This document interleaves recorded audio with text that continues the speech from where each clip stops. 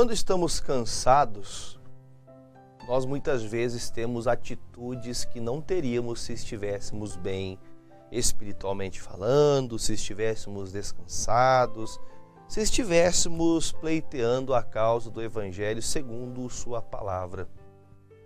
Apesar de falar que o cansaço ele pode sim nos desmotivar, nós temos que aprender que além de nos desmotivar para atividades de hoje, atividades do nosso cotidiano normal, o cansaço também pode fazer você perder grandes bênçãos da parte do Senhor. Eu acredito que se você fizer uma pesquisa, eu não vou pregar toda a história dele hoje, mas eu só vou comentar com vocês aqui sobre Gideão. Deixa eu marcar aqui minha Bíblia. Gideão, ele estava cansado de sofrer. Essa é a expressão que eu vou usar. Ele cansou de sofrer. Pense você durante 7 anos da sua vida, que você passa 7 anos de amargura. 7 anos que tudo dá errado. 7 anos que tudo que se planta no momento da colheita, vem o inimigo e leva tudo embora. Pense num tempo de dificuldade que todo o teu ganho é levado por inimigo. Todo o teu esforço, toda a tua dedicação, todo o teu trabalho é levado, é perdido. E imagino eu que uma pessoa que passa por um período assim, 7 anos de luta, como também passou José no Egito, 7 anos de dificuldade, 7 anos de fartura, mas também 7 anos de dificuldade. Ele teve uma estrutura para trabalhar aquilo, ele conseguiu se preparar. Só que às vezes nós somos pegos de surpresa, não porque Deus não nos avisa, é porque muitas vezes nós estamos desatentos. Vamos desprezando os avisos de Deus. Deus vai nos avisando. Deus dá uma palavra. O maior erro de uma pessoa que tem o Senhor como base de sua vida, que é um cristão, que é uma pessoa que tem o cuidado de tocar a sua vida pela palavra, o pior erro de uma pessoa é ela não guardar aquilo que Deus fala com ela. As promessas de Deus, elas são infalíveis. Sabe o que é algo infalível? Algo que não falha. As palavras de Deus, elas nunca vão falhar. A palavra, ela pode nos exortar, pode nos chamar a atenção a prevalecer, a permanecer, a ser aquela pessoa perseverante. A palavra de Deus pode nos puxar aquela atenção de fazer, olha, isso aí que você está fazendo vai ter problema. A palavra de Deus, ela vai baseando o nosso decorrer de vida. Por isso que o Salmo 119, versículo 105, a Bíblia fala que lâmpada para os nossos pés é a palavra de Deus. Então a palavra de Deus é o que, o que alimenta, é o que nos faz dia após dia crescer na graça de Deus, aprender muitas vezes a baixar a guarda, deixar que Deus domine, que Deus vá à frente, abrindo os caminhos, não querendo empurrar as portas com a força do teu braço, não querendo empurrar no peito, querendo vencer as coisas do seu jeito. E isso é onde muitos de nós acabamos caindo, porque nós vamos cansando por fazer do nosso jeito. E aí, quando Deus ele é chamado, ele entra na obra. A Bíblia fala que 7 anos passaram então que os midianitas, eles dominavam Israel. Sabe que é Israel trabalhar todo ano para chegar a hora da colheita, vinha então os midianitas e levava tudo o que eles tinham. E foi tão desanimador que chegou o momento, eu vou ler aqui com vocês Juízes capítulo 8, eu vou ler só o versículo 4. Eu não vou me apegar ao capítulo 6, que conta ali o início da história de Gideão, que mostra que ele estava malhando trigo no lagar, que mostra que ele estava esforçando-se enquanto o povo tinha desanimado. Vou começar em Juízes 8, versículo 4. Quando o Gideão passou aquele período da vida dele, aquele período que ele, sabe aquele momento que você fala assim, chega, eu vou enfrentar. Todo Israel, todo o povo de Israel, eles chegaram a fazer cavernas nas montanhas. Eu fico pensando o tempo que eles levavam para subir a montanha. E nessas montanhas rochosas, quebrarem pedras, fazerem casas para eles morarem nas montanhas, para ficarem fugidos do inimigo. E eles tiveram esse trabalho. Eles preferiram construir um trabalho, esforçar-se para fugir. E Gideão não. O Gideão disse, eu não vou para montanha nenhuma, eu vou trabalhar. Ele vai para um lugar, ele sabe que o lagar é um local onde se pisam uvas. Ele deveria ter ficado no lagar, onde se pisa uvas. Mas, aliás, o local de lagar é lugar de pisa uvas, mas ele estava ali malhando trigo. Ele não tinha outro meio, ali mesmo ele foi trabalhar. Aqui é onde ninguém vai me incomodar e eu vou trabalhar, eu vou me esforçar. Às vezes nós estamos assim, pastor, porque se tivesse isso, se fosse daquele jeito, se fosse daquilo outro, você fica muito preso ao que não está dando certo. E não faz nada para melhorar. E quando você não faz nada para melhorar, você não tem direito de reclamar, porque você não está lutando. E é o que acontece com o Gideão. Ele luta. Deus manda o anjo, estou parafraseando porque não quero me apegar a todo o texto. Mas o anjo vem e fala, olha, Deus manda falar para você, Gideão, que tu és um varão valoroso. E você foi escolhido por Deus para livrar os israelitas da mão dos midianitas. 7 anos de luta. Aí Deus vem e levanta uma pessoa que decide não aceitar perder. O dia que você levantar a tua mão, o dia que você realmente determinar, que você falar, olha, eu não aceito mais ser um derrotado. Eu não aceito mais viver essa miséria. Eu não aceito mais viver essas brigas na minha casa. Eu não aceito mais contendas no meu trabalho. Eu não aceito mais sair de casa desanimado todo dia.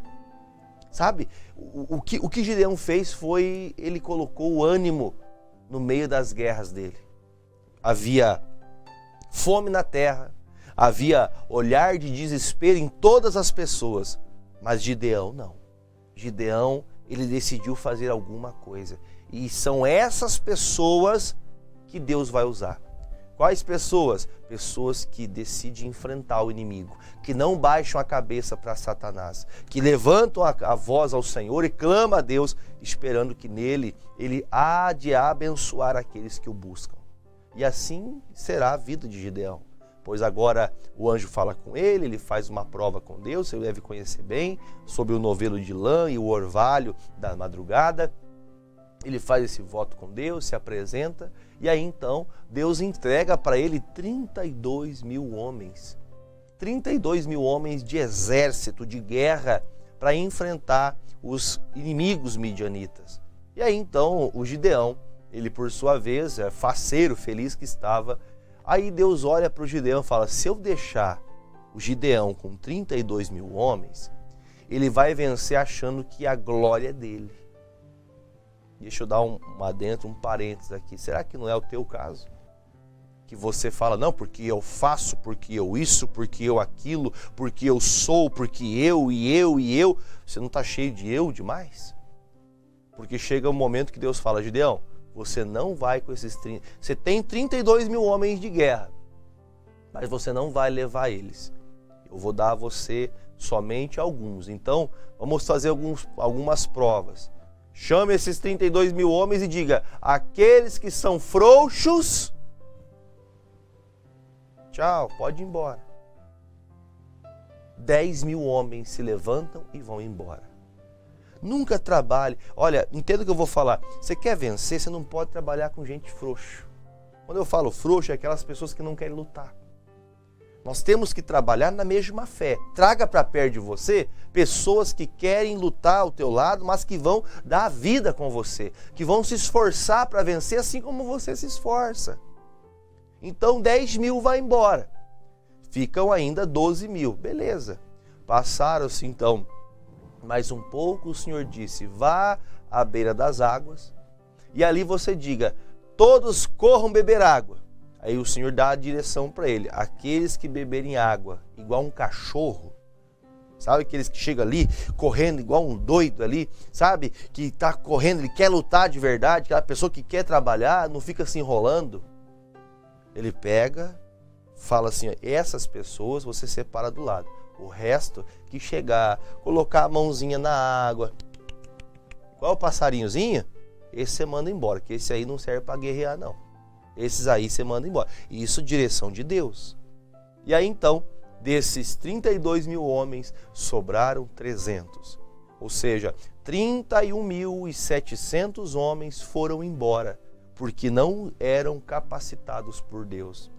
Então veja que o número, a quantidade de pessoas ou a quantidade de coisas que você tem não diz se você vai ser vencedor ou não. O que interessa é se Deus está com você. E ele então levanta esse exército de 300 homens e eles colocam os midianitas para fugir. Os midianitas perdem a batalha. Como que eles perderam, pastor? Com a espada? Não. A Bíblia fala que eles levaram um cântaro na mão. Era o que eles tinham. Eles iam tocando buzinas. Olha a vitória. Ah, pastor, mas por que ninguém pensou isso há 7 anos atrás? Por que passaram 7 anos desse jeito para daí agora querer fazer alguma coisa? Bom, vencemos os inimigos, os exércitos midianitas já não vão roubar mais o que é nosso. Só que nós temos um problema. Quando nós vencemos alguma coisa, eu acho que é bom ficar feliz, é bom você ter esse momento de alegria, né, de felicidade, de estar empolgado porque venceu. Só que tem um porém. Quando a gente fica feliz, que a gente tem uma vitória, nós acabamos esquecendo de uma coisa, que outros problemas surgirão. E é o que aconteceu aqui no versículo 4. Eu fiz todo esse apanhado para você se lembrar da história de Gideão. Isso está no capítulo 6 e 7 de Juízes. Você pode ler depois todo esse contexto e você vai entender o que eu acabei de resumir para você. E aqui no versículo 4, o Gideão continua tendo inimigos. Você venceu hoje, amanhã você vai ter que vencer de novo. Você venceu um problema hoje, você matou um gigante hoje, amanhã vai ter outro. Você matou um leão hoje, já ouviu essa expressão? Você matou o leão hoje? Cada dia tem um leão tentando vir te apedrejar, tentando vir ali, rugir para fazer você fugir. Você tem que acabar com o leão de hoje. E ali mesmo, cansado, depois de tanta batalha, depois de tanto esforço, versículo 4, onde leio agora, e como Gideão veio para o Jordão, passou com os 300 homens, que com ele estavam já cansados, mas ainda perseguindo. Amados, eu vou falar para você que depois de uma grande vitória, não me interprete mal o que eu vou falar, mas depois de uma grande vitória nós ficamos um tanto quanto relaxados. O que significa isso, pastor? Nós vamos relaxando no sentido literal.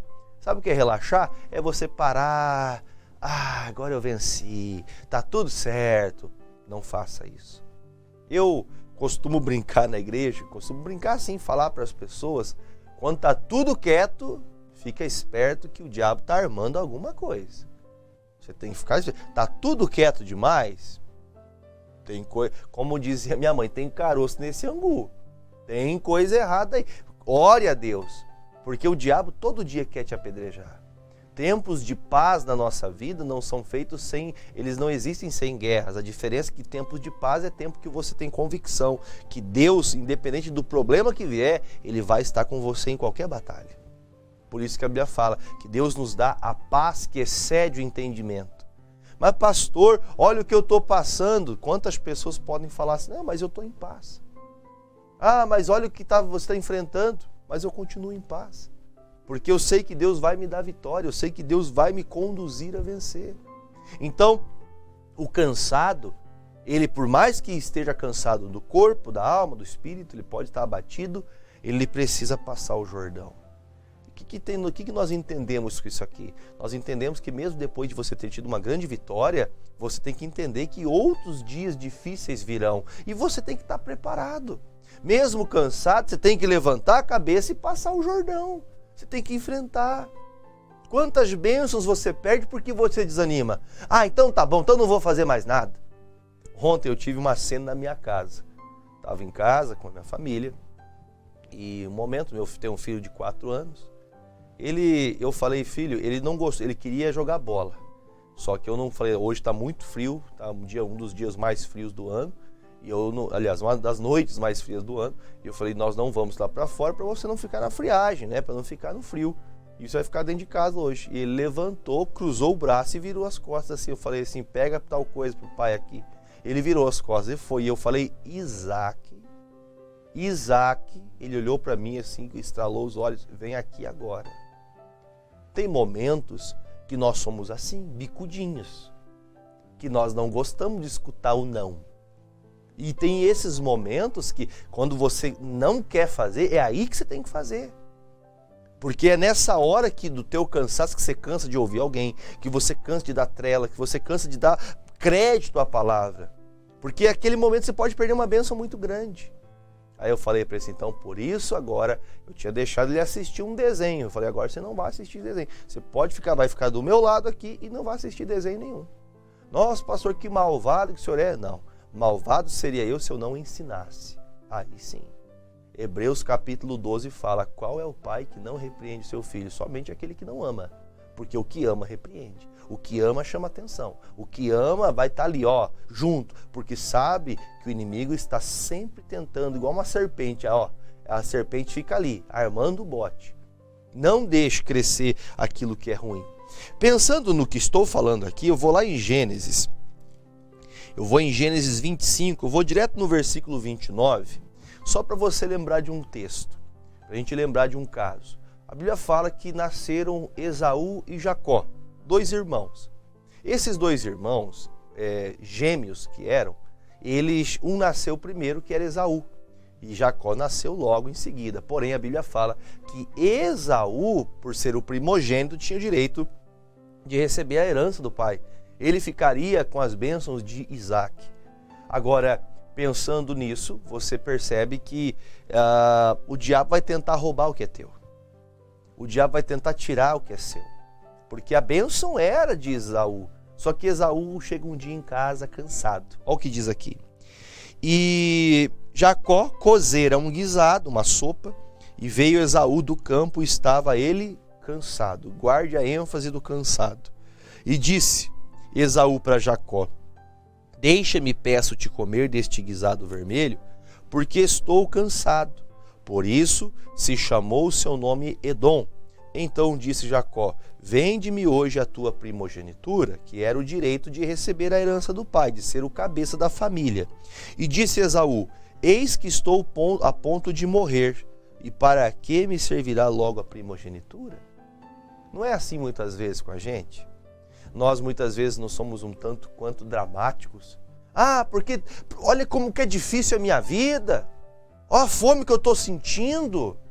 O senhor não está vendo, não? Ô irmão, me dá um prato de comida aí. Se você não me der um prato de comida, eu vou morrer.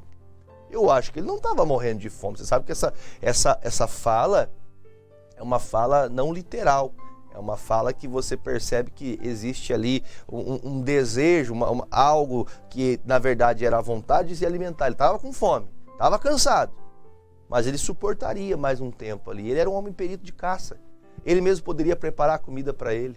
Só que ele, se vitimizando, ele fala, o que eu quero com primogenitura? Tu é com fome. Tem pessoas que só pensam no agora.